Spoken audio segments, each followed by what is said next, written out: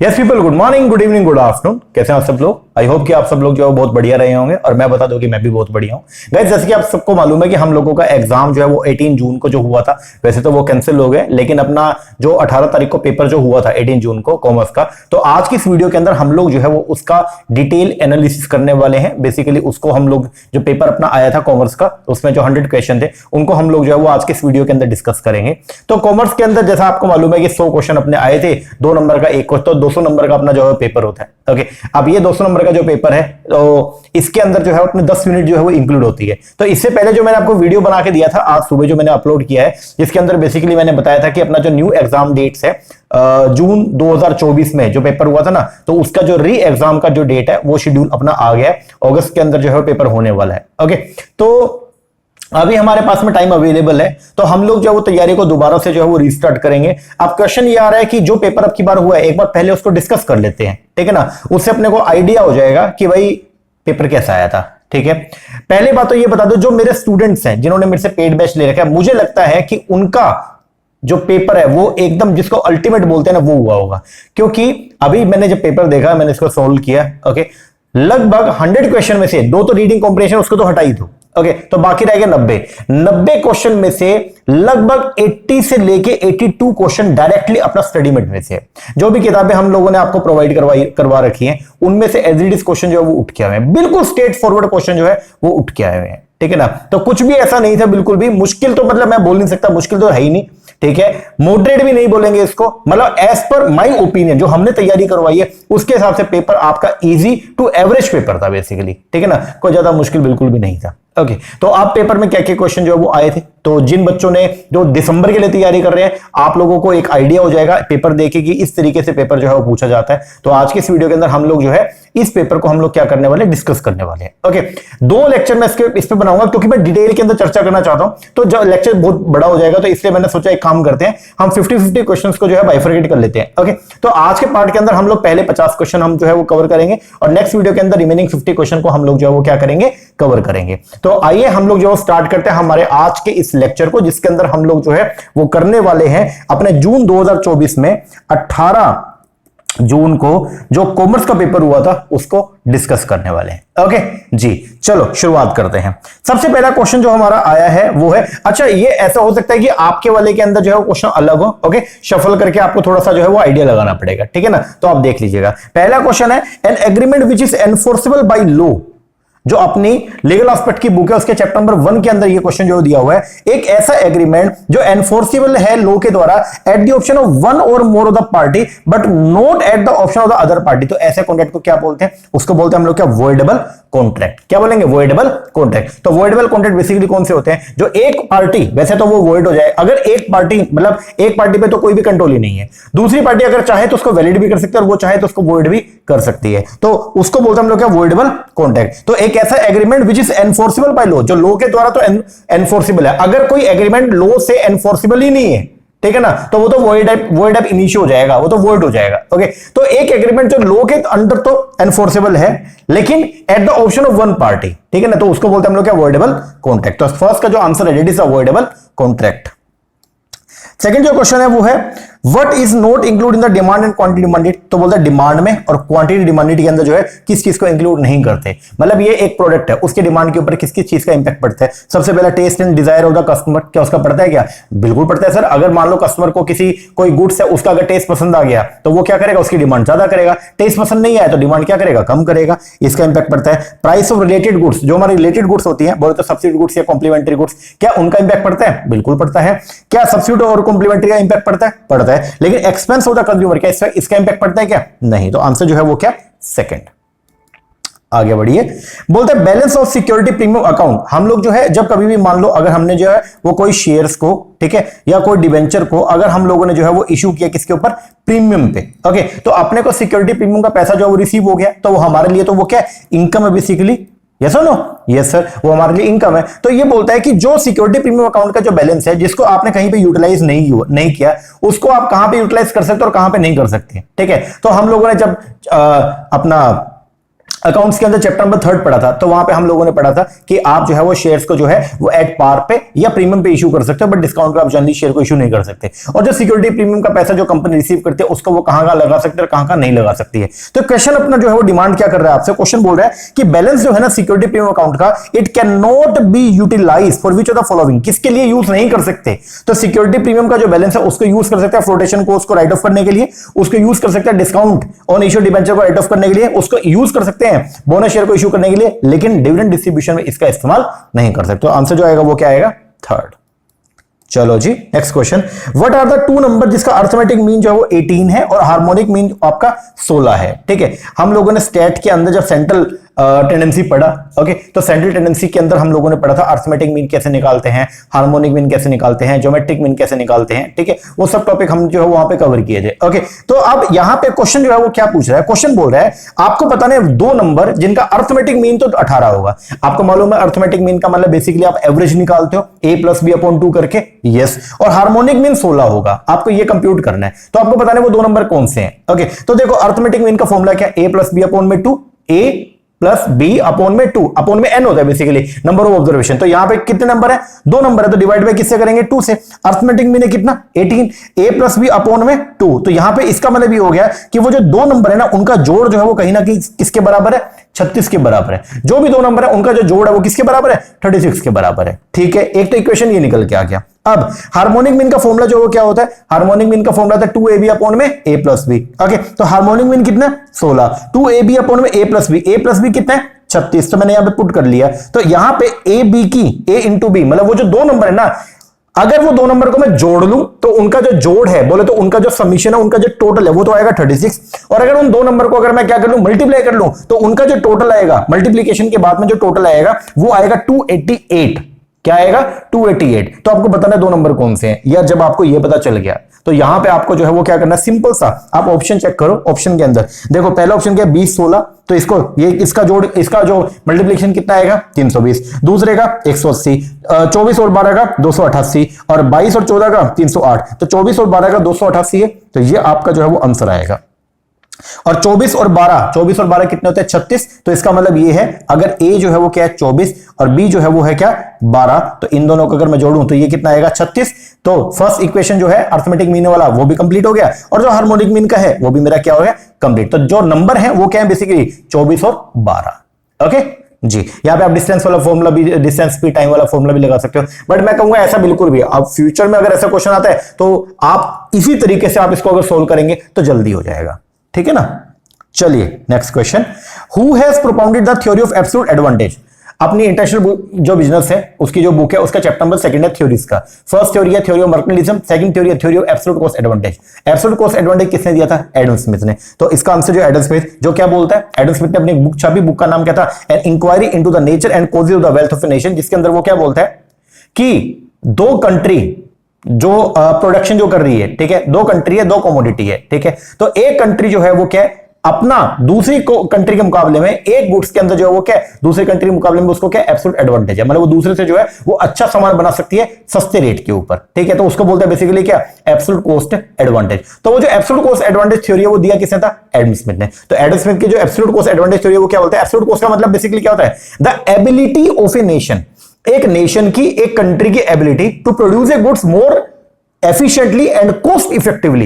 एक तो more efficient अच्छी एंड कॉस्ट इफेक्टिवली सस्ती in comparison to other nation, तो उसको बोलते हैं हम लोग के एब्सोल्यूट एडवांटेज। तो दिया किसने था, एडम स्मिथ ने। सिंपल से क्वेश्चन था। चलो आओ, which of the following assumption of the NI, जो एनआई अप्रोच थी अपना कैपिटल स्ट्रक्चर का एनआई अप्रोच है, जो दिया किसने था, डेविड ड्यूरांड ने, David Durand. Okay, David Durand की दो अप्रोच है, एक है एनआई और एक है एनवाई। ओके, उसके अलावा एक ट्रेडिशनल है और एक एमएम है, वो हमने भी पढ़ा था। ओके, तो सबसे पहले बोलता है जो एनआई अप्रोच है, नेट इनकम अप्रोच है, उसकी कुछ असम्पशन। सबसे पहला बोलता है cost of debt is less than cost of equity. ये बात तो बिल्कुल सही बात है, केडी जो है वो क्या है, के से कम है। हाँ जी, ये इसके अंदर इंक्लूड है। बोलते हैं एनआई अप्रोच के अंदर हम असम्पशन लेके चलते हैं कि कोई टैक्स रेट नहीं है, बिल्कुल हम लेके चलते हैं। रिस्क परसेप्शन जो है इन्वेस्टर का will not change the use of debt, जैसे जैसे कंपनी जो है वो डेट के पोर्शन को ज्यादा यूज करेगी तो जो रिस्क परसेप्शन है इन्वेस्टर का, बोलते कॉस्ट ऑफ इक्विटी वाले, मतलब इक्विटी वाले जो है अपनी वैल्यू अपनी कॉस्ट इंक्रीज नहीं करेंगे। बिल्कुल हम यही मानते हैं कि केई एंड केडी दोनों जो वो क्या रहेंगे, कांस्टेंट रहेंगे। केई एंड केडी दोनों क्या रहेंगे, ध्यान देना, केडी एंड केई हम यहां पे एज्यूम करते हैं कि दोनों जो है वो क्या कांस्टेंट है। ओके, तो रिस्क परसेप्शन इंक्रीज नहीं होगा। आगे बोलता change in the capital structure of the company does not affect the value of the firm.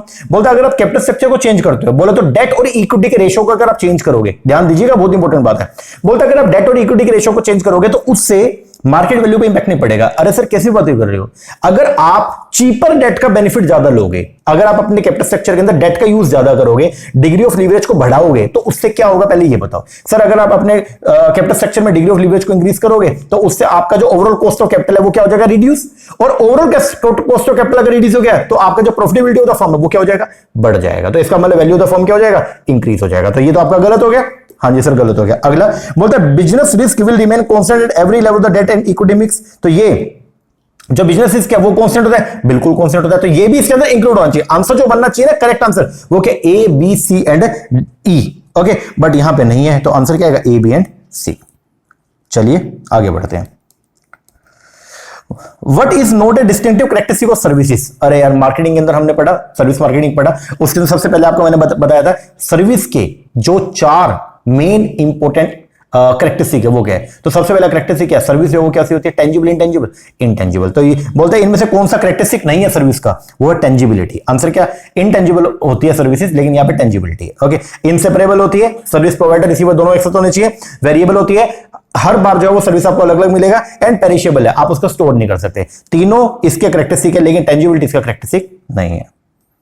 आगे बढ़िए, मैचिंग करना है। यहाँ पे आपको इंडियन अकाउंटिंग स्टैंडर्ड दे रखे हैं और आपको बताएं किससे रिलेटेड है। इंडेक्स 1 जो है वो है आपका क्या, presentation of financial statement. Index 2 है आपका इन्वेंट्री। इंडेक्स 16 जो है वो है आपका property plant and equipment. And index 18 जो है वो आपका रेवेन्यू। आंसर है सेकंड।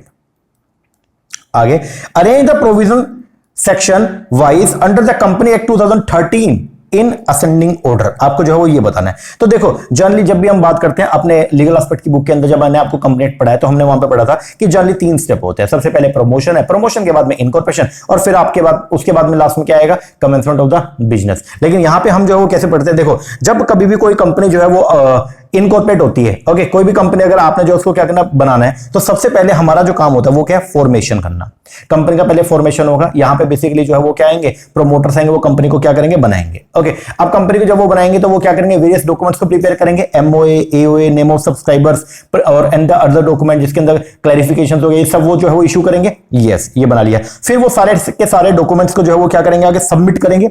सबमिट करेंगे किसको, आरओसी को, रजिस्ट्रार ऑफ कंपनी को सबमिट करेंगे। फिर आरओसी उन डॉक्यूमेंट्स को एक्सेप्ट करके और देन उसके बाद में क्या कर देगा, सर्टिफिकेट ऑफ इनकॉर्पोरेशन जो वो जारी कर देगा। ऐसा ही करता है। यस, और आखिरी में कंपनी जो है, जब कंपनी के पास में सर्टिफिकेट इनकॉर्पोरेशन आ गया तो कंपनी इनकॉर्पोरेटेड हो चुकी है। देन उसके बाद में जो है वो क्या होगा, प्रोस्पेक्टस जारी कर दिया जाएगा। तो आंसर जो बनता है वो क्या बनता है, आंसर इज DCEBA।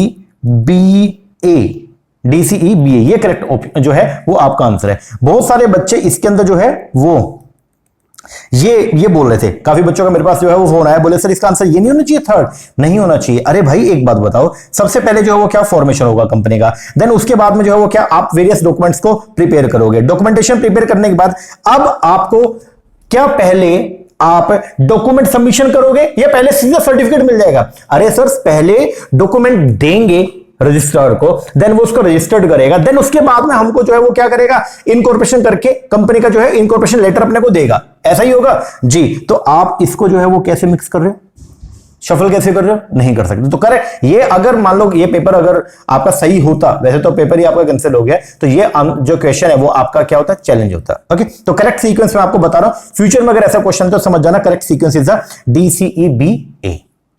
चलिए आगे बढ़ते हैं। Which of the following exemption or deduction will not be available if the assessee ought to be taxed under the section 115 BAC? अगर assessee जो है वो 115 BAC बोले तो अल्टरनेटिव, ध्यान देना 115 BAC हमने क्या पढ़ा था, अल्टरनेटिव टैक्स रिजाइम। अगर वो इसको ऑप्ट करता है तो कौन कौन सी एग्जम्पशन उसको जो है वो नहीं मिलेंगी, एचआरए की रिडक्शन उसको नहीं मिलेगी, एलटीसी का रिडक्शन नहीं मिलेगा, टैक्स ऑन एम्प्लॉयमेंट का रिडक्शन नहीं मिलेगा, interest on loan taken for self occupied property इसका रिडक्शन नहीं मिलेगा। स्टैंडर्ड जो रिडक्शन है वो उसको मिलेगी। तो आंसर जो है वो ABDE। चलो जी आगे, next, arrange the financial institution according to their year of establishment. Imperial Bank कब आया, आपको देखो हम अपने जब हमने चैप्टर नंबर सेकंड पढ़ा था, फर्स्ट चैप्टर नंबर जब फर्स्ट हमने पढ़ा बैंकिंग के अंदर, नहीं सेकंड पढ़ा, sorry chapter number second banking में पढ़ा, तो वहां पे आपको मैंने जो है वो बैंकिंग के फेजेस पढ़ाए थे, फेज 1, फेज 2, फेज 3। ओके, तो फेज 1 के अंदर आपको मैंने बताया शुरुआत अपने इंडिया के अंदर बैंकिंग का कैसे हुआ, ठीक है। तो अपने इंडिया के अंदर बैंक ऑफ हिंदुस्तान ये सब बने, ओके। फिर अंग्रेज आए, अंग्रेजों ने 3 प्रेसिडेंसी बैंक को अपने यहां पे बनाया, ठीक है। वो तीनों प्रेसिडेंसी बैंक को 1921 के अंदर क्या कर दिया, मर्ज कर दिया, और फिर बना था आपका इंपीरियल बैंक ऑफ इंडिया। तो इंपीरियल बैंक ऑफ इंडिया कब बना, 1921 में। फिर जो इंपीरियल बैंक ऑफ इंडिया है, ठीक है, उसको रीनेम कर दिया 1955 के अंदर। क्या नाम रख दिया उसका, state bank of India. State bank of India बना कब, 1955 में, ठीक है। उसके बाद में LIC स्टेट, फिर आपको मालूम है स्टेट बैंक ऑफ इंडिया और उसकी जो अदर एसोसिएट उनको भी क्या कर दिया, मर्ज कर दिया 2008 के अंदर, ठीक है ना। खैर अभी तो स्टेट बैंक ऑफ इंडिया का 1955 में, फिर LIC आया 1956 में, UTI वैसे तो 1963 में आ गया था, ओके, लेकिन इसका एक्ट 1964, ओके। और RRB कब आया, 1975 में। 2 अक्टूबर को गांधी जयंती वाले दिन जो है इंदिरा गांधी ने बेसिकली जो है वो रीजनल रूरल बैंक की जो वो क्या कर स्थापना करी। मैंने एक इंपॉर्टेंट बात यहां पे ये आती है, RRB रीजनल रूरल बैंक जो है वो बने थे कब, 1975 में, लेकिन RRB का जो एक्ट आया वो आया था 1976 में, थोड़ा याद रखना। तो आपको यहां पे क्या करना था, अरेंज करना था फाइनेंशियल इंस्टीट्यूशंस को according to their year of establishment from earlier to later. तो आंसर जो बनेगा वो क्या बनेगा, ABCDE। चलो भाई आगे नेक्स्ट क्वेश्चन। आपको यहां पे earning before interest and tax दे रखा है 1120, प्रॉफिट बिफोर टैक्स दे रखा है 320, फिक्स कॉस्ट दे रखी है 700। यहां पे आपको ऑपरेटिंग लीवरेज बताना था। ऑपरेटिंग लीवरेज का फॉर्मूला जो होता है वो क्या होता है, कंट्रीब्यूशन अपॉन में EBIT, ये आपका फॉर्मूला होता है। कंट्रीब्यूशन आपको नहीं दे रखा, EBIT दे रखा है। EBIT कितना है, 1120। अब आपको एक बात बताओ, क्या आपको मैंने ये पढ़ाया था FM के अंदर स्टार्टिंग में कि सबसे पहले हम जो प्रॉफिटेबिलिटी स्टेटमेंट निकालते हैं उसमें सेल होता है, माइनस करते हैं इसमें से वेरिएबल कॉस्ट, तो आएगा क्या, कंट्रीब्यूशन, माइनस करते हैं इसमें से फिक्स कॉस्ट, फिर आता आपका क्या, EBIT। हमको अगर EBIT दे रखा है और हमको जो है वो यहां पे क्या दे रखा है, फिक्स कॉस्ट दे रखी है, ये भी दे रखा है EBIT, तो क्या आप कंट्रीब्यूशन निकाल सकते हो, यस और नो, बोलो जी। अगर आपको यहां पे ये दे दिया, EBIT दे रखा है कितना, 1120, और फिक्स कॉस्ट दे रखी है कितना, 700, तो क्या आपका कंट्रीब्यूशन जो है वो 1820 आएगा, नहीं आएगा, यस और नो, यस। मैंने यहां पे पुट कर दिया, निकाल लिया मैंने कंट्रीब्यूशन कैसे, EBIT प्लस में फिक्स कॉस्ट करके 1820 अपॉन में 1120, इसको आप कंप्यूट करोगे 1.625, इसका करेक्ट आंसर बनता है। चलो भाई आगे। अंडर द सेक्शन 44AB बोलता है, सेक्शन 44AB की अगर बात करते हैं और the income tax act, audit compulsory किसके लिए, वैसे तो अब 10 करोड़ की लिमिट हो गई है, तो ऑडिट यहां पे कंपलसरी है किसके लिए, अगर कोई पर्सन जो है वो क्या कर रहा है, अगर आप प्रोफेशन के अंदर तो 50 लाख से ऊपर की अगर आपकी ग्रोस रिसीट है तो ऑडिट कराना पड़ेगा। अगर आप बिजनेस के अंदर है तो अगर 1 करोड़ से ऊपर की अगर आपकी क्या है, ग्रोस रिसीट है, ठीक है, टर्नओवर अगर 1 करोड़ से ऊपर की, तो आपको क्या करना पड़ेगा, ऑडिट कराना पड़ेगा। तो करेक्ट आंसर इज सेकंड। आगे बढ़िए। Which of the following statement are correct about the RRB, जो रीजनल रूरल बैंक है उनके रिगार्डिंग कुछ बातें बता रखी है, बोलता है इनमें से कौन सी बातें करेक्ट है। पहला, फर्स्ट RRB कब बना, 2 अक्टूबर को, गांधी जयंती वाले दिन बनाए थे, यस। RRB एक्ट कब बना, 1976 में बना था, हाँ जी बना था। मिनिमम कैपिटल रिक्वायरमेंट जो है RRB का 10 करोड़ है, नहीं, गलत है। सर्विस जो है RRB का वो गोवा में और सिक्किम में अवेलेबल नहीं है, ये बात एकदम क्या है, करेक्ट है। RRB are owned by central government, state government the sponsor bank, किस प्रोपोर्शन में, जब भी कोई भी RRB किसी भी स्टेट के अंदर खुलेगा तो उसके अंदर जो है सबसे पहले सेंट्रल गवर्नमेंट जो है उसकी टोटल कैपिटल में कितना लेके आएगी, 50%। फिर जो स्टेट गवर्नमेंट जिस स्टेट में RRB खुला है उसको 15% कंट्रीब्यूट करना पड़ेगा, और जो कंसर्न बैंक है, मान लो PNB ने अपना RRB खोला तो वो बैंक जो है वो 35% अपना कैपिटल उसके अंदर इंट्रोड्यूस करेगा, तो इनका रेशियो होता है, ये बात एकदम क्या करेक्ट है। तो आंसर जो बनेगा वो क्या, A, B, D and E। आगे बढ़े। Arrange the 5 variable of the inter relationship under the mode of the expectancy theory of the motivation propounded bye VH vroom. देखो व्रूम ने अपना एक मोटिवेशन का जो है वो दिया, क्या बोलते हैं, पहले कंटेंट थ्योरी चलता था, तो कंटेंट थ्योरी का जो है वो उसने इंप्रूवमेंट लेके आया, और व्रूम जो है वो क्या बोलता है, वो बोलता है मोटिवेशन बराबर होती है किसके, वैलेंस एंड एक्सपेक्टेंसी के। अब यहां पे व्रूम के according people will be motivated to do things to achieve some goal, लोग जो मोटिवेटेड होते हैं उन काम को करने के लिए जिसके अंदर वो किसी गोल को अचीव करते हैं, to the extent that they expect that certain action on their part will help to achieve the goals। जब उनको ये लगता है कि अगर हम कुछ काम कर रहे हैं तो उसकी वजह से गोल अचीव होंगे, तो वो उसको काम करने के लिए और भी ज्यादा मोटिवेटेड होते हैं। ओके, तो यहां पे जो है वो कैसे होता है, देखो शुरुआत जो वो कैसे होती है, तो VH व्रूम ने बोला कि जो आपके पास में जो मोटिवेशन है वो कैसे आएगा, वैलेंस एंड एक्सपेक्टेंसी को मल्टीप्लाई जब आप करेंगे ना तो आपके वो मोटिवेशन वो फोर्स निकल के आती है। ओके, तो यहां पे जो है वो क्या होगा, अगर आपको इसको अरेंज करना है, सबसे पहले क्या होगा, जो भी इंडिविजुअल परफॉर्मेंस है वो होंगी, इंडिविजुअल परफॉर्मेंस के बेस पर इंडिविजुअल एक्टिविटीज करेगा,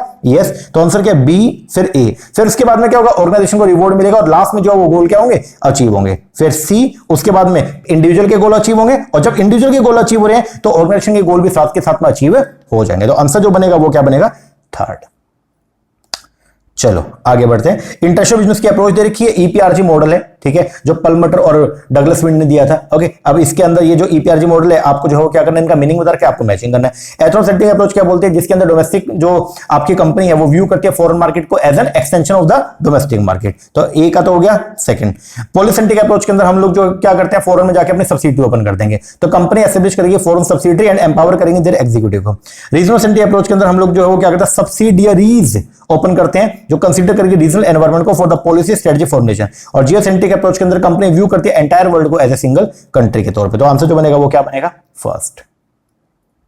आगे बढ़े, वर्किंग कैपिटल देखिए कंपनी का 6 लाख रुपए, एक कंपनी का वर्किंग कैपिटल कितना, 6 लाख। करंट रेशियो 2.5:1, मतलब करंट रेशियो उसका कितना है, 2.5:1। इसका मतलब क्या है कि अगर करंट लायबिलिटी 1 है तो करंट एसेट जो है वो कितनी है, 2.5 है। तो इसका मतलब इन दोनों का डिफरेंस क्या होता है, वर्किंग कैपिटल। तो इसका मतलब ये जो 6 लाख है ये 1.5 की वैल्यू है। ये किसकी वैल्यू है, 1.5 का। तो अगर ये 6 लाख रुपए अगर 1.5 का वैल्यू है तो मैंने इसके बेस पर निकाल लिया। यहां पे देखो वर्किंग कैपिटल कैसे निकालते हैं, current asset minus current liability, yes. तो अगर ये 1.5 है, ठीक है, तो यहां पे हमने जो इसको कंप्यूट कर लिया, ठीक है। अब मैंने यहां पे देखा कि जो आपकी करंट एसेट है वो कितनी है, वो 2.5 गुना होगी, ठीक है ना, वो करंट लायबिलिटी की 2.5 गुना है। तो मैंने यहां पे इसको कंप्यूट कर लिया कि वर्किंग कैपिटल जो है वो कितनी है, 6 लाख है। वर्किंग कैपिटल कितनी है, 6 लाख। अब ध्यान देना एक बार, मैंने कैसे यहां पे निकाला कि ये देखो इनका जो डिफरेंस है वो कितना है, 1.5, और ये क्या है आपका वर्किंग कैपिटल, और ये कितनी है, 6 लाख। तो इसका मतलब अगर 1 की वैल्यू निकालनी तो कैसे करोगे, 6 लाख डिवाइड में 1.5, तो ये आ गया कितना, 4 लाख। तो इसका मतलब जो है वो क्या, करंट लायबिलिटी आपकी आ गई कितनी, 4 लाख, और करंट एसेट कितनी है, करंट लायबिलिटी का 2.5 गुना। तो इसको मल्टीप्लाई 2.5 करूंगा तो कितना आएगा, 10 लाख। और फिर current asset minus current liability करते तो वर्किंग कैपिटल, ये मेरे को दे रही है कितने, 6 लाख। अब आपको यहां पे जो है वो लिक्विड रेशियो बता रखा है। लिक्विड रेशियो का फॉर्मूला क्या होता है, लिक्विड एसेट अपॉन में करंट लायबिलिटी। तो मैंने यहां पे जो है लिक्विड रेशियो निकाल लिया। लिक्विड रेशियो का फॉर्मूला लिक्विड एसेट अपॉन में करंट लायबिलिटी। तो लिक्विड एसेट मेरी निकल गई कितनी, करंट लायबिलिटी मेरे को पता है कितनी है, 4 लाख। 4 लाख इंटू में 2.5 तो मतलब 6 लाख। तो ये जो करंट एसेट है और जो लिक्विड एसेट है, इनमें जो डिफरेंस होता है वो किस वजह से होता है, वो होता है आपका इन्वेंट्री एंड डेटर की वजह से। तो डेटर का यहां पे कोई जिक्र नहीं है, तो इसका मतलब डिफरेंस किसकी वजह से, इन्वेंट्री की वजह से। तो इन दोनों का जो डिफरेंस है बोले तो करंट एसेट और लिक्विड एसेट में जो डिफरेंस है वो क्या है, इन्वेंट्री है। तो आंसर आ गया कितना, 4 लाख। सिंपल।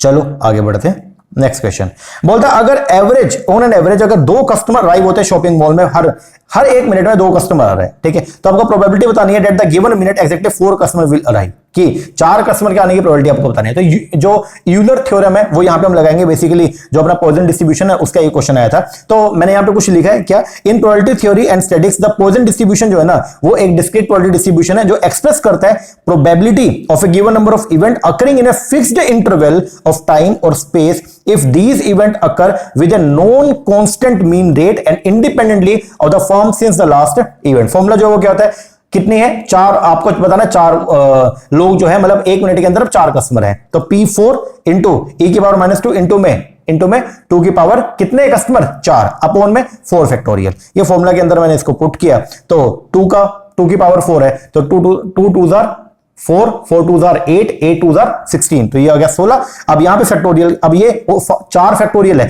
तो कैसे करते हैं, 4 इंटू में 3 इंटू में 2 इंटू में 1। तो मैंने इसको कंप्यूट कर लिया। यहां पे आंसर आएगा 0.0902। तो करेक्ट आंसर इज 0.0902। आगे बढ़िए। बोलते बेलमेंट ऑफ द गुड्स, अगर हम जो है हमने मान लीजिए अगर जो है वो क्या किया, किसी से कोई पैसा उधार लिया और उसको जो है वो गिरवी के तौर पे अपनी गुड्स जो है वो बेलमेंट करवा दिया, तो उसको क्या बोलते हैं, तो उसको बोलते हैं बेसिकली प्लेज। तो बोलते हैं जब आप बेलमेंट करते हो गुड्स का एज ए सिक्योरिटी के तौर पे for the payment of the debt और परफॉर्मेंस ऑफ ए प्रॉमिस, उसको बोलते हैं हम लोग क्या, प्लेज। क्या बोलते हैं, प्लेज। आगे बढ़िए। In which type of insurance should insurable interest be present at the time of when the policy is taken? जब कभी भी आप पॉलिसी लेते हो तो किस तरह के इंश्योरेंस के अंदर आपका इंश्योरेबल इंटरेस्ट होना चाहिए, वो है क्या, LIC, लाइफ इंश्योरेंस। आगे, which is the following the probability sampling distribution. अब देखो यहाँ पे आपके पास में अलग अलग टेक्निक दे रखी है, अलग अलग मेथड है, इनमें बताना कौन सा प्रोबेबिलिटी और कौन सा नॉन प्रोबेबिलिटी है। Simple random sampling probability distribution है, क्लस्टर्ड सैंपलिंग प्रोबेबिलिटी वाला है, कोटा नॉन प्रोबेबिलिटी होता है, स्ट्रेटिफाइड प्रोबेबिलिटी होता है, स्नोबॉल नॉन प्रोबेबिलिटी है। तो आंसर जो बनेगा वो क्या, A, B and D। Simple सा क्वेश्चन था। आगे बढ़े। Which one of the following provident fund is set up under the provident fund act 1925। तो 1925 और 1952, 1925 के अंदर जो प्रोविडेंट फंड सेटअप किया गया वो आपका स्टैट्यूटरी प्रोविडेंट फंड, और 1952 के अंदर जो सेटअप किया गया वो है आपका रिकॉग्नाइज्ड प्रोविडेंट फंड। ये थोड़ा याद रखना, ठीक है। आगे बढ़े। Arrange the following step involve in the qualitative research in the proper sequence. देखो क्वालिटेटिव रिसर्च की अगर हम बात करते हैं तो उसके अंदर क्या होता है, क्वालिटेटिव रिसर्च के अंदर हम सबसे पहले आइडेंटिफाई करते हैं किसको, रिसर्च प्रॉब्लम को, जहां पे हम सबसे पहले प्रॉब्लम को स्टेट करेंगे, फिर रिव्यू करेंगे लिटरेचर जो हमारी प्रॉब्लम है उसके ऊपर ऑलरेडी लोगों ने पहले क्या काम किया, अब उसको रिव्यू करेंगे, फिर अपना पर्पस हम स्पेसिफाई करेंगे, ठीक है, रिसर्च क्वेश्चन को हम वहां पे स्पेसिफाई कर देंगे, फिर उसके बेस पर डेटा कलेक्शन करेंगे, डेटा को एनालाइज करेंगे, डिटरमाइन करेंगे quality of data and last में रिपोर्टिंग करेंगे किसको, रिसर्च को। ये अपने स्टेप होते हैं बेसिकली, ठीक है, जो हमने पढ़े हैं, ठीक है। अब यहां पे आपको बताना है कि अगर मान लो आपको जो है कौन कौन से स्टेप इन्वॉल्व है किसमें, क्वालिटी रिसर्च में, सबसे पहला काम जो होगा ना वो क्या है, सबसे पहले आपको आइडेंटिफाई करना है आपका रिसर्च का टॉपिक। बहुत बच्चे यहां पे कंफ्यूज है, बच्चे पता है क्या क्या करके आए इसमें, सबसे पहले set the purpose and selection of participant. अरे मेरे भाई सबसे पहले रिसर्च टॉपिक सिलेक्ट करोगे, उसके बाद तो पर्पस सब सिलेक्ट करोगे ना, तो पहले टॉपिक सिलेक्ट किया नहीं, पार्टिसिपेंट को सिलेक्शन कर लोगे, आप खुद सोच के देखिएगा, गलत है ना। तो अप्रोच आपका गलत है। आपको सिंपल सा आप देखो, एक बार सोचो, अगर आपको जो है वो क्या करना है, रिसर्च करना है, तो उसके लिए सबसे पहले मुझे क्या रिसर्च करना है वो डिसाइड ना करूं मैं, या पहले पार्टिसिपेंट्स का सिलेक्शन कर लूंगा, गलत है। तो हम यहां पे जो है सबसे पहले क्या करेंगे, आइडेंटिफाई करेंगे रिसर्च प्रॉब्लम को, कर लिया, देन उसके बाद में रिव्यू करेंगे लिटरेचर को, कर लिया, फिर हम सेट करेंगे अपने पर्पस को, ठीक है, क्योंकि लिटरेचर रिव्यू के बेस पर आपको नॉलेज हुआ, जब आप लिटरेचर रिव्यू करोगे ऑलरेडी जो रिसर्च हो चुकी है उसको जब आपने रिव्यू कर लिया, देन आपको पता चलेगा कि कौन सी ऐसी चीजें जो अभी तक नहीं ढूंढी गई है, वही तो आप ढूंढने का प्रयास करोगे। यस, तो ये आ गया थर्ड नंबर पे, फिर उसके बाद में डेटा कलेक्शन चौथे नंबर पे, एंड फिर राइटिंग द रिपोर्ट पांचवें नंबर पे। तो correct sequence is the fourth option. चलिए आगे बढ़ते हैं। मैचिंग करना था यहाँ पे आपको सीजीएसटी का, आपको यहाँ पे चैप्टर्स दे रखे हैं और आपको यहाँ पे जो है कंटेंट दे रखा है, आपको मैचिंग करना है। रेवेन्यू कलेक्शन ऑफ टैक्स जो है इसको डील करता है चैप्टर नंबर 3, रजिस्ट्रेशन को डील करता है चैप्टर नंबर आपका 6, इनपुट को जो है वो डील करता है आपका chapter number 5, and payment tax को डील करता है चैप्टर नंबर 10। तो आंसर जो बनेगा सेकंड। आगे बढ़िए। Management is the art, management जो है वो क्या, एक आर्ट है, एक कला है जिसके अंदर हम दूसरों से काम करते हैं। ये बात किसने बोली, ये बोला मैरी पार्कर फोलेट ने। तो आंसर जो है वो क्या, सेकंड। आगे बढ़े। Bank overdraft payable on demand, bank overdraft आपने जो है वो बैंक से कोई ओवरड्राफ्ट था, ठीक है, और वो पेबल है on demand, it should be treated as cash and cash equivalent, उसको हम इंक्लूड करते हैं कैश एंड कैश इक्विवेलेंट में। ये जो है ये किस अकाउंटिंग स्टैंडर्ड के अंदर आता है, तो ये है आपका इंडिया 7 के अंदर। तो इंडियन अकाउंटिंग स्टैंडर्ड जो 7 है जिसमें स्टेटमेंट ऑफ कैश फ्लो, इसके अंदर हम जो है वो क्या करते हैं, बैंक ओवरड्राफ्ट जो पेबल है ऑन डिमांड पे उसको हम ट्रीट करते हैं कैश एंड कैश इक्विवेलेंट के तौर पे। आगे बढ़ो। Arrange the step in the decision making by business firm in last to first order. सबसे पहले यहां पे जो है क्या करना है, अब देखो जब कभी भी हम डिसीजन मेकिंग करते हैं, पहले आप ये बताओ डिसीजन मेकिंग में हम क्या करते हैं, हमने अगर मान लो कोई डिसीजन मेकिंग करनी है, ठीक है, वेरियस अल्टरनेटिव है उनको खोजेंगे, उनमें से फिर उनको एनालिसिस करेंगे, बेस्ट को सिलेक्ट करेंगे, यही सब करते हैं। यस, तो हम डिसीजन मेकिंग में क्या करते हैं, पहले नॉर्मल सी बात करते हैं। सबसे पहले हम लोग जो है ऑब्जेक्टिव को डिटरमाइन करेंगे। यस, फिर उस ऑब्जेक्टिव को पूरा करने के लिए कौन कौन से अल्टरनेट अवेलेबल है उनको हम लोग जो एक्सप्लोर करेंगे। यस, फिर उन सभी अल्टरनेटिव को हम लोग जो है वो असेस करेंगे। यस, असेसिंग करने के बाद फिर हम उनमें से बेस्ट को सिलेक्ट करेंगे। यस, और लास्ट में क्या करेंगे, जो आपने अल्टरनेटिव को सिलेक्ट किया उसका जो है सेंसिटिविटी एनालिसिस करेंगे। यस, अब ये आपका जो है असेंडिंग ऑर्डर में करेक्ट सीक्वेंस ये बनता था, क्या क्या, CAEDB। अब आपको क्या बताना है, arrange the step in the decision making by the business in the last to first order. अब इसको ऐसे लिख दो तो आंसर जो बनेगा वो क्या बनेगा, सबसे पहले B, then D, then E, then A and C, 4। आगे बढ़ते हैं। Which of the following is the rate of TDS, TDS का rate of the payment of contractor is the recipient जो है वो कौन है, इंडिविजुअल है, तो यहां पे जो है वो कितना काटेंगे TDS, 1%, सिंपल सा। आगे बोलता है यहां पे विच of the following comes under the significant meaning of the foreign exchange. Foreign exchange की बात की जा रही है, उसके बारे में आपको कुछ जो है वो बताना है, उसका मीनिंग के बारे में जो है वो बात की गई है। सबसे पहला बोलता है फॉरेन एक्सचेंज को यूज करते हैं to denote the rate at which the different monetary unit are exchange. बिल्कुल सही बात है। फॉरेन एक्सचेंज जो आपका फॉरेन एक्सचेंज है वो क्या होता है, वो एक्सचेंज रेट होता है जिसपे एक करेंसी को दूसरी करेंसी के बदले में हम क्या करते हैं, एक्सचेंज करते हैं। यस, ये एक प्रोसेस है जिसके बदले इंटरनेशनल पेमेंट की जाती है अलग अलग कंट्री में। ये बात भी एकदम क्या करेक्ट है। It is indicate the rate of the sale and purchase foreign currency, जो आपका फॉरेन एक्सचेंज रेट होता है, तो इसी के बेस पर हम क्या करते हैं, फॉरेन करेंसी को सेल परचेज करते हैं। Yes, foreign exchange situation in one country does not indicate the strength of the economy. ये बात सही है क्या, जितना ज्यादा आपके पास फॉरेन करेंसी अवेलेबल होगा, जितना ज्यादा आपके पास फॉरेन एक्सचेंज होगा, जितना ज्यादा आपके पास फॉरेन एक्सचेंज के रेट रिजर्व होंगे, क्या उतनी आपकी जो सिचुएशन अच्छी होगी या बुरी होगी, अच्छी होगी। तो ये आपका क्या गलत है। ये बोलता है डज नॉट इंडिकेट, बोलता है इंडिकेट नहीं करता, जबकि इंडिकेट करता। तो आंसर जो बनेगा वो क्या बनेगा, A, B एंड C। आगे बढ़े। बोलते हैं particular combination of the product, price, method of the promotion and way to make the product available to customer. बोलते हो product, price, promotion and place. तो बोलता है इनका जो कॉम्बिनेशन उसको क्या बोलते हैं, मार्केटिंग मिक्स। आगे इंस्टीट्यूशन दे रखे हैं और आपको यहां पे ईयर ऑफ एस्टैब्लिशमेंट में मैचिंग करना है। आईएफसीआई जो पहला डीएफआई था इंडिया के अंदर, जो पहला डेवलपमेंट फाइनेंशियल इंस्टीट्यूशन जो एस्टैब्लिश करा हमने आजादी के बाद, वो कौन सा था, IFCI, industrial finance corporation of India. कब बना, 1948 के अंदर। आईडीबीआई जो है वो कब बना, 1964 में। आईसीआईसीआई जो है वो कब बना, 1955 में। और आईआईएफसीएल जो है कब बना, 2006 में। मैचिंग करेंगे तो आंसर बनेगा फर्स्ट।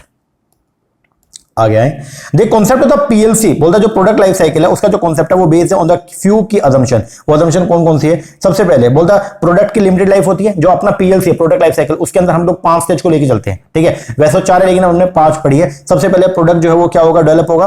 प्रोडक्ट डेवलपमेंट के बाद में वो इंट्रोड्यूस होगा मार्केट में, इंट्रोडक्शन के बाद में फिर उसमें ग्रोथ होगा, ग्रोथ के बाद में फिर मैच्योरिटी, एंड मैच्योरिटी के बाद में क्या है, डिक्लाइन। वैसे तो हम ये 4 स्टेज लेके चलते हैं, लेकिन हम यहां पे भी इसको भी लेके चलते हैं कि प्रोडक्ट डेवलपमेंट वहां से स्टार्ट होता है। ओके, तो बोलता है जो पीएलसी है उसके बारे में सबसे पहले बोलता है जो प्रोडक्ट होता है उनकी लिमिटेड लाइफ होती है। यस, बिल्कुल सही बात है। प्रोडक्ट की sales pass through different stages, जो प्रोडक्ट की सेल है वो हमेशा एक जैसी नहीं रहती, वो अलग अलग फेजेस में अलग अलग होगी। Each passing different challenges, opportunity and the problem to the seller. ये बात भी क्या करेक्ट है। It occupy most desirable position in consumer mind, making the brand almost impregnable. क्या अब ध्यान दीजिएगा, इसमें क्या बोल रहा है, it occupies most desirable position. क्या जो प्रोडक्ट है उसकी कस्टमर के माइंड में कैसी इमेज बन जाएगी जो कभी भी अभेद होगी, क्या कभी भी वो चेंज नहीं हो सकती। सर एक टाइम के बाद में लोग जो है प्रोडक्ट को यूज कर करके क्या हो जाएंगे, बोर हो जाएंगे, देन उसके बाद उसके कंजम्पशन को क्या करते हैं, कम कर देंगे। तो ये बात क्या गलत है। फिर बोलता है it erect outpost to protect a weak front और support a possible counter attack. नहीं, ये भी पॉसिबल नहीं है, क्योंकि जब आपका प्रोडक्ट अगर मान लो डिक्लाइनिंग फेज में जाएगा उसको आप नहीं बचा सकते, फिर आपको उसको क्लोज ही करना पड़ेगा। तो ये भी गलत है। And the profit rise and fall at different stage of the cycle. बिल्कुल सही बात है। अलग अलग पीएलसी की स्टेज पे जो प्रॉफिट है वो भी क्या रहेगा, अलग अलग रहता है। तो आंसर जो बनेगा ए, बी एंड ई। चलिए आगे बढ़ते हैं। Arrange the step of selection process from beginning to end. सबसे पहले जब सिलेक्शन होता है, रिक्रूटमेंट के बाद सिलेक्शन, तो उसमें क्या होगा, सबसे पहले जो एप्लीकेशन फॉर्म आपके पास आए हैं उसको हम स्क्रीनिंग करेंगे, यस। फिर हम जो है सिलेक्शन का टेस्ट लेंगे, यस। फिर इंटरव्यू होगा, यस। फिर physical exam, and then last में क्या, approval by the appropriate authority and placement. तो आंसर जो बनेगा वो क्या बनेगा, B A D C A. Simple सा। आगे नॉन कोलूसिव मॉडल जो है ओलिगोपोली के हमने पढ़े थे, उसके अंदर कौन कौन से हैं, कॉर्नेट मॉडल, बर्टन, स्टेकलवर्ड, एजवर्ड और स्वीजी। तो कौन कौन से हैं, कॉर्नेट मॉडल है, एजवर्ड है और दूसरा कौन सा, बर्टन है, ठीक है। तो आंसर जो बनेगा वो क्या, ए, सी एंड डी। आगे बढ़ो।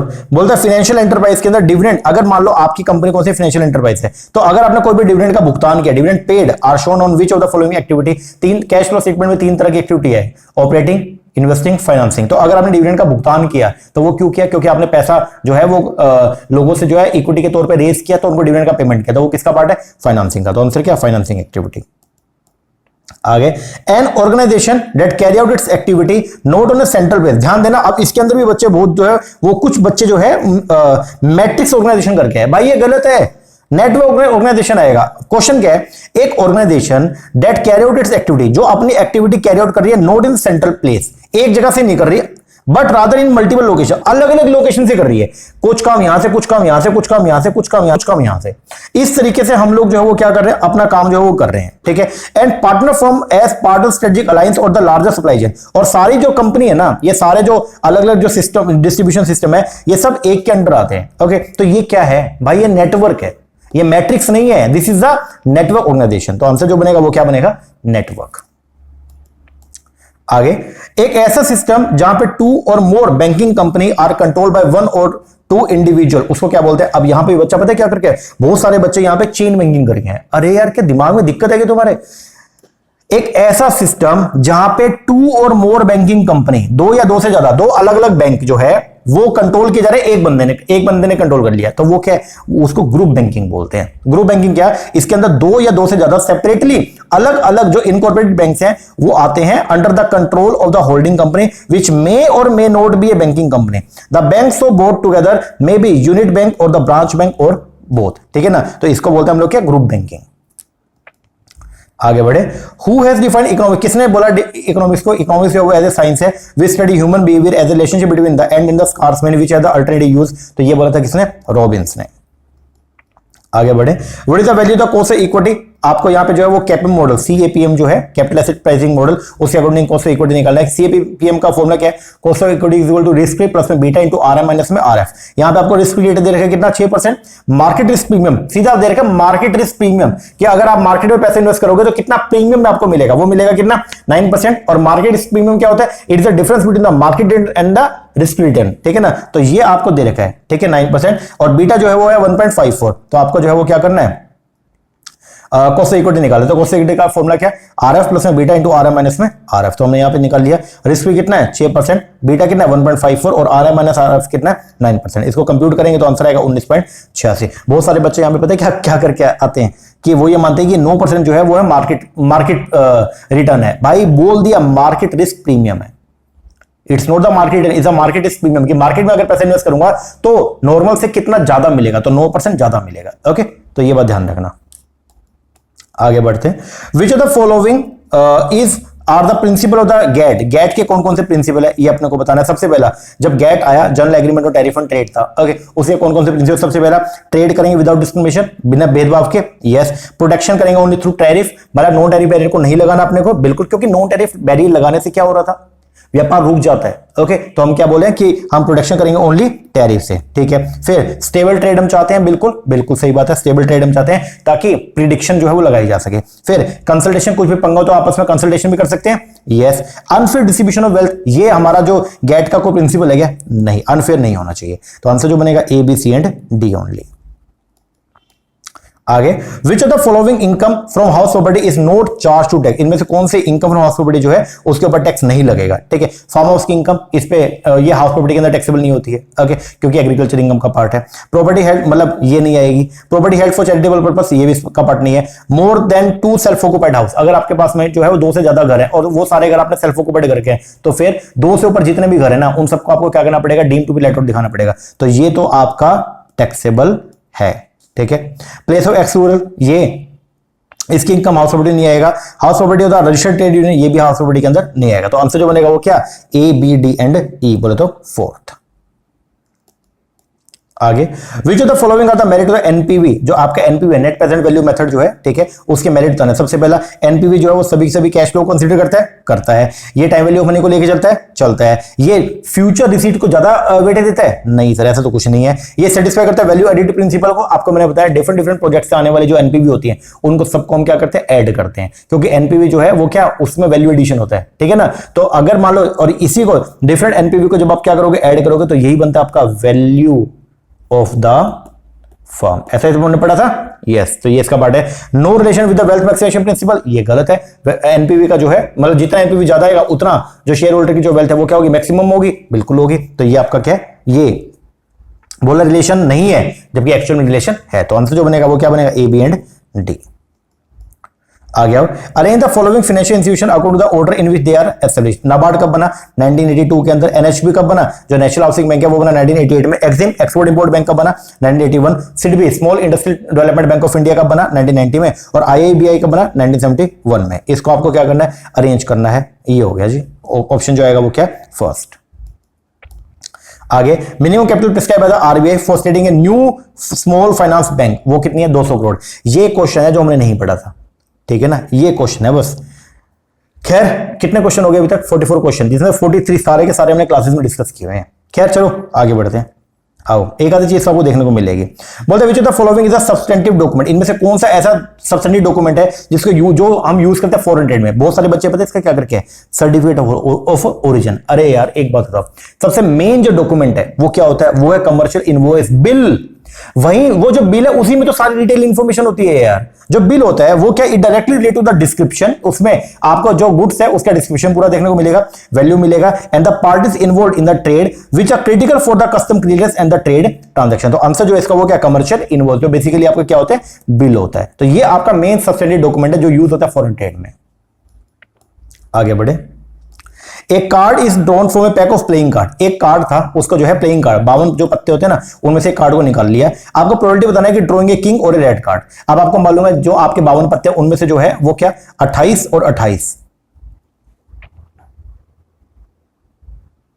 एक मिनट रुकना, 26 और 26, सॉरी 13 13 होते हैं ना, तो 26 और 26, 26 होते हैं आपके रेड कार्ड, 26 होते हैं आपके ब्लैक कार्ड, ठीक है, और 4 होते हैं आपके किंग होते हैं, ठीक है। तो देखो टोटल नंबर ऑफ कार्ड कितने होते हैं 52, 26 इसमें रेड कार्ड है जी, इसके अंदर 2 तो किंग ही है, यस, और 2 ब्लैक किंग होंगे अलग से, ठीक है। तो प्रोबेबिलिटी जो है रेड कार्ड की या किंग की प्रोबेबिलिटी क्या है, किंग टोटल मिला के जो कितने वैसे 4 और रेड कार्ड टोटल मिला के जो कितने 26, लेकिन इन 4 किंग में से 2 किंग तो इसमें इंक्लूड है, यस, तो इसमें से 2 माइनस कर दिया तो रहेगी कितने 2, ओके। तो 26 और 2 कितने 28, तो 28 अपॉन में 52, तो प्रोबेबिलिटी जो बनेगा वो क्या बनेगा 7/13। तो आपने 52 पत्तों में से अगर एक कार्ड निकाला, अब वो कार्ड किंग होगा या फिर वो रेड कार्ड होगा, तो उसकी प्रोबेबिलिटी कितनी है 7/13।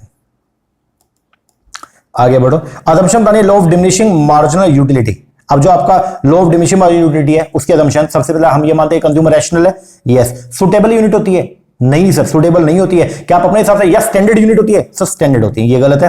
कार्डिनल यूटिलिटी है, क्या यूटिलिटी को आप जो है वो काउंटिंग नंबर में मेजर कर सकते हो, कर सकते हैं। कमोडिटी सेटिस्फाई करते हैं डिफरेंट डिफरेंट वांट को, नहीं सर डिफरेंट वांट को सेटिस्फाई नहीं करती। क्या इंट्रोस्पेक्शन होता है, बिल्कुल होता है। मतलब इंट्रोस्पेक्शन मतलब क्या, जैसे जैसे आप मोर एंड एक कमोडिटी की मोर एंड मोर यूनिट्स को क्या करोगे कंज्यूम करोगे, वैसे वैसे हर एक्स्ट्रा यूनिट से मिलने वाली जो यूटिलिटी है वो डिमिनिश होती रहेगी, यस। तो consumer more and more you अगर कंज्यूम करेंगे गुड्स को तो एमयू जो है वो क्या होगी डिमिनिश होगी। तो आंसर जो बनेगा वो क्या ए, सी एंड ई। आगे, which of the following is or are component of the third generation balance score card, ठीक है। तो इनमें कौन से कंपोनेंट है, वो है डेस्टिनेशन स्टेटमेंट होती है, स्ट्रेटेजिक ऑब्जेक्टिव होते हैं, स्ट्रेटेजिक लिंकेज मॉडल होता है, पर्सपेक्टिव होता है, and the major and initiative. तो ये इसका आंसर है सेकंड। ये थोड़ा सा अलग क्वेश्चन था, स्ट्रेटेजिक मैनेजमेंट का क्वेश्चन है बेसिकली।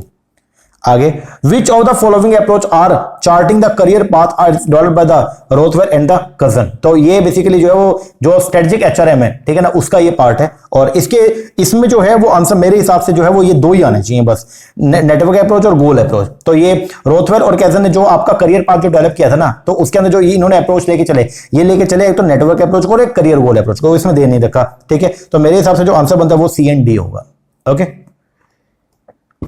आगे, most popular form of advertising does not include, बोल the most popular form of advertising में क्या क्या नहीं आता, टीवी एडवर्टाइजिंग, प्रिंट एडवर्टाइजिंग, ये तो भाई कन्वेंशनल एडवर्टाइजिंग टूल है, ये तो मोस्ट सबसे ज्यादा पॉपुलर है, ठीक है। ऑनलाइन आजकल ये भी पॉपुलर है, लेकिन इंफॉर्मेशन अपील ये आपका मोस्ट पॉपुलर नहीं है अभी। तो आंसर जो बनेगा वो क्या बनेगा फर्स्ट, ओके जी सर। तो ये थे अपना जो पेपर हुआ है, ओके। तो उसके 50 क्वेश्चंस को आज के इस वीडियो के अंदर हम लोगों ने जो डिस्कस किए, रिमेनिंग 50 हम सेकंड पार्ट के अंदर करेंगे।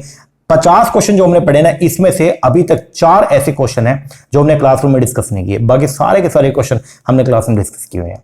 कैसा पेपर था बताओ।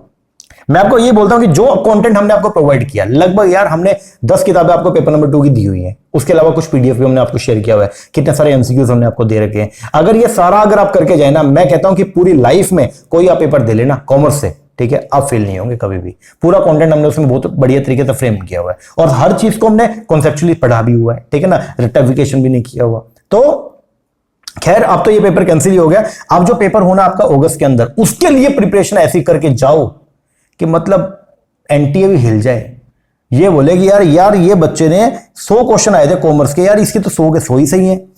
हम अब की बार जो है वो ऐसी प्रिपरेशन करेंगे, मतलब मार्कअप नहीं लेके चलेंगे, ऐसा नहीं कि एक भी क्वेश्चन गलत हो जाए। प्रिपरेशन नहीं 100 के 100 की करके आनी है, ठीक है ना। ये सब करके जाएंगे तो सब कुछ बहुत बढ़िया होने वाला है, ओके जी सर। चलो ये 50 क्वेश्चन को हमने आज की इस वीडियो में डिस्कस किया, बाकी कल एक नया वीडियो में डालूंगा, उसके अंदर हम रिमेनिंग के 50 क्वेश्चन उसको डिस्कस करेंगे और कल से हम पेपर नंबर 1 रेगुलर बेसिस पे हम लोग स्टार्ट करने जा रहे हैं। और आपको मैंने इससे पहले जो मैंने वीडियो डालता उसके अंदर मैंने आपको बताया भी था कि अब की बार जो प्रिपरेशन होगा वो ऐसा होगा जो पहले कभी नहीं हुई है, ठीक है ना। तो आप बने रहे हमारे साथ में। अगर आपने चैनल सब्सक्राइब नहीं किया उसको कर लेना। बाकी अगर आप दिसंबर की प्रिपरेशन कर रहे हैं तो उसके लिए हम लोगों ने ऑनलाइन बैच हमारा स्टार्ट कर दिया, आप उसको जो है वो ज्वाइन कर सकते हैं, ठीक है ना जी सर। चलो एक बात ना करो, बाकी मिलते हैं नेक्स्ट वीडियो में, तब तक के लिए थैंक यू वेरी मच।